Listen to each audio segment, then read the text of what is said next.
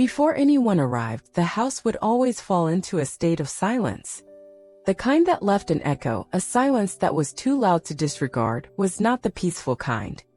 I moved through the rooms with a calm purpose, touching objects that I had not observed in years.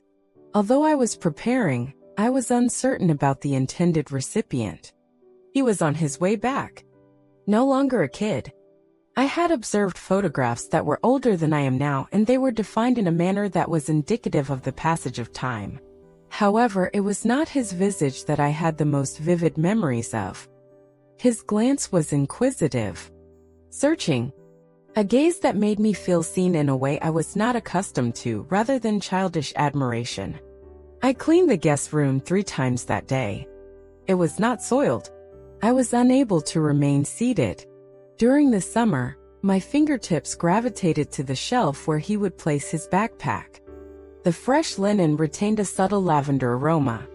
I selected an antiquated mug from the cabinet that was green-rimmed and cracked at the base. I only came to the realization that it was his favorite after I had placed it on the table. My spouse responded to the doorbell when it rang. Shadow heart racing, I stood in the hallway, as if anticipating the arrival of an individual whom I had wronged. He entered the building with a more composed and elevated demeanor, his eyes remaining the same color but now reflecting a more profound emotion. He expressed his satisfaction with your appearance. I grinned, something secure and ambiguous. The dinner was treated as a theatrical performance. My spouse recounted his customary narratives. I fulfilled my obligations and provided humor when necessary. But I could sense his gaze from across the table. Not immediately apparent but attentive. My fork trembled slightly when our eyes met. I attributed the error to the wine. I excused myself that evening as they viewed an antiquated film. I scrutinized the subtle changes that accompany aging in the lavatory mirror. Not with remorse but with inquiry. A craving that had not been satisfied in years persisted within me. I retired to bed at an early hour. I could no longer endure the discomfort of being seated between the two of them. My thoughts had become excessively noisy, and the air between us had become excessively dense. My spouse had already departed for work when I awoke the following morning. The conference was extended by a notation on the table. Lunch is stored in the refrigerator. Ordinary. Dependable. Predictable. Afterward, he entered the room. It appeared that he had not slept. His mandible was framed by stubble that was tousled. The type of intimate disorder that caused a flicker within me. He announced, "Good morning." I nodded, but his tone caused a sensation to pass over my skin. I was uncertain whether it was genuine or if I was simply misinterpreting compassion as an aging woman. However, why did I select that blouse? That bra? Which perfume is that? The day unfolded in a subdued rhythm. I occupied myself with household duties. He joined me outside as I swept the veranda. This time, he refrained from offering assistance and instead observed the clouds as they passed. That ought to have been routine. It was not. The bottle that we had reserved for a special occasion was opened that evening. I assured myself that this was significant. We sipped in silence on the porch, the music scarcely audible. The gravitational pull of his presence was palpable. He also stood when I stood to depart. His hand briefly touched mine. I refrained from migrating. He embraced me. Soft, restrained, and akin to an inquiry rather than a demand. I replied. Not from inquiry or loneliness. From a more profound source. A long-buried treasure. I was the first to withdraw. There are no comments. I was unable to fall asleep that evening. I lay beside my spouse, who breathed in the gentle rhythm of an individual who no longer inquired. The house felt heavier by daylight. The silence is a dense blanket. He remained seated at the table, perusing his phone as if nothing had occurred.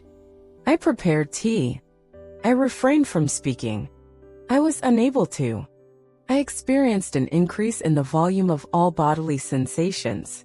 The fabric brush. The kettle's gentle murmur. the reverberation of his exhalation as I passed by.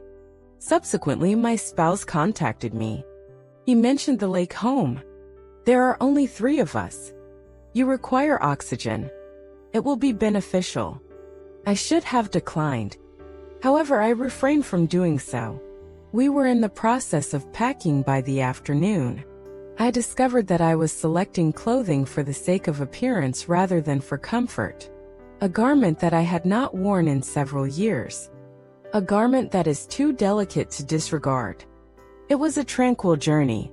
He occupied the rear seat. My spouse discussed the weather. I observed the rearview mirror excessively. Everything appeared to remain unaltered at the lake house. The steps that groan. The aroma of pine. The memory of the wind chimes was tarnished. We became accustomed to our responsibilities. The fireplace was the subject of my husband's labor. He assisted in the transportation of timber. We maneuvered around one another with the precision of dancers in a routine that we had not yet practiced but were familiar with. I rinsed the dishes by myself that evening. Before I heard him, I sensed his presence behind me. Slowly, I dried my hands, apprehensive about turning. He was too close when I finally did. The sensation of his arm brushing against mine was akin to that of fire. Subsequently, the electricity intermittently failed. A flashlight was carried by my spouse outside. He was positioned in the entryway.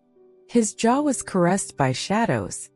No one could decipher his eyes. We refrained from making contact. It was unnecessary for us to do so. Our respiration was deliberate and shallow. My husband's voice emanated from the exterior.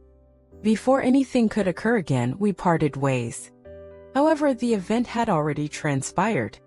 It had established roots. I was unable to slumber. Mist and rain enveloped the morning. Through the kitchen window, I observed the world turning into a blur. I was unable to recall the last time I felt as acutely aware of my body, my respiration, and my desires. He refrained from entering the kitchen, but he maintained his presence in the vicinity. His presence was palpable. Not in a manner that is haunting. In a manner that caused me to experience discomfort. Repairs have consistently been recommended by my spouse. He rectified the issues that were apparent to him. However, I was unraveling in areas that he failed to observe. Then the journey to the city began. He stated that we required paint. There are only 2 of us. Too readily, I responded in the affirmative. We did not engage in extensive conversation while in the vehicle.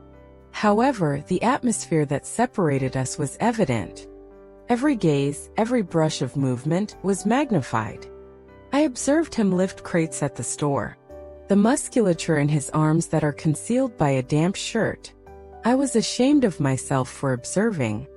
I detested the manner in which it appeared to be entirely appropriate. Is this truly about paint? I inquired. He hesitated. Quantity. However, it is something that we possess. Integrity. Silent and unobstructed. I allowed my hand to rest near his during the return journey. He maintained his composure.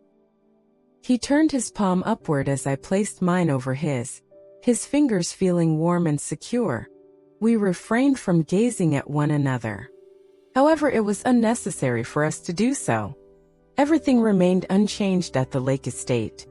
My spouse is currently in the process of repairing and maintaining the shed. I arranged the supplies in a logical order that was irrelevant. He supported himself by leaning against the kitchen entryway. I will commence the veranda. Absence of eye contact. There's no necessity for it. I nodded, my hand grasping a jar too tightly. Afterward, I stood in the guest bathroom alone, gazing at my reflection. Recognizing, rather than condemning. The mirror was mildly fogged. Wiping it spotless was my action. The woman who gazed at me was not in a state of urgency. She was conscious. Like what you heard. There's plenty more heartbreak and secrets to come. Hit like, subscribe, and stay curious with Tangled Truths.